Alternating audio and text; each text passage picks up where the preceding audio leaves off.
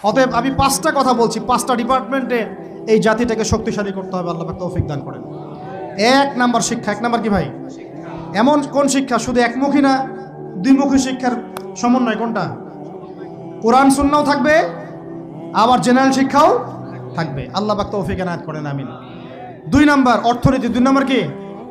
আমাদের অর্থনীতি এত শক্তিশালী করতে হবে যে আমাদেরকে যেন পশ্চিমাদের কাছে কখনো হাত পাততে না হয়।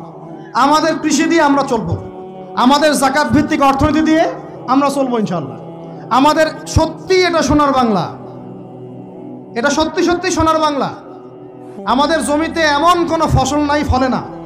কৃষকের কাছে যে ফসলটা ফলে রুট লেভেল থেকে, ওইটা বাজারে আসতে আসতে 10 গুণ দাম বৃদ্ধি হয়ে যায়, সিন্ডিকেট হয় মাঝখানে। এগুলো বন্ধ করলে আমাদের উৎপাদন খেয়ে আমরা শেষ করতে পারবো না। আমাদের যে পরিমাণ ইলিশ মাছ হয় এটা আমরা খেয়ে শেষ করতে পারবো না। আমাদের সমুদ্রে যে পরিমাণ সম্পদ আছে না, এটা উঠাইলে আমাদের জাতির মাথাপিছু আরো বেড়ে যাবে। মাটির তলে গ্যাস আছে, আর যেখানে গ্যাস আছে তার মানে কি জানেন? তার মানে তার নিচে তেল আছে। আজকার কালো তেল পাওয়া যাবে, আর তেল পাওয়া গেলেই দেখবেন আমেরিকা এসে আঁকড়া কাটছে। ওদের কাজই এইটা।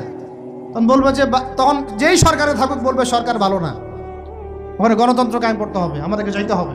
উদ্দেশ্য কিন্তু সরকার না, উদ্দেশ্য কি? তেল। এটাই তেল চোর, সারা বিশ্বের তেল চোরেরা। আর এই তেল নিয়ে নিয়ে নিয়ে নিয়ে কি করেছে জানেন না আপনারা? এগুলো বলতে গেলে অনেক কথা। নিজের দেশের নিচে বাংকার তৈরি করছে। এই বাংকারে কত গ্যালন গ্যালন তেল যে রিজার্ভ করা আছে আপনি জানেন না। আমি বলতে চাচ্ছিলাম অর্থনীতি এত সমৃদ্ধ করতে হবে যাতে করে আমরা ওদের কাছে হাত পাততে না হয়। এই জন্য আমার দেশের মধ্যে প্রচুর সম্পদ আছে, গ্যাস আছে, তেল আছে, আমাদের এখানে কিন্তু চুনা পাথর আছে, আমাদের এখানে সামুদ্রিক প্রচুর সম্পদ আছে।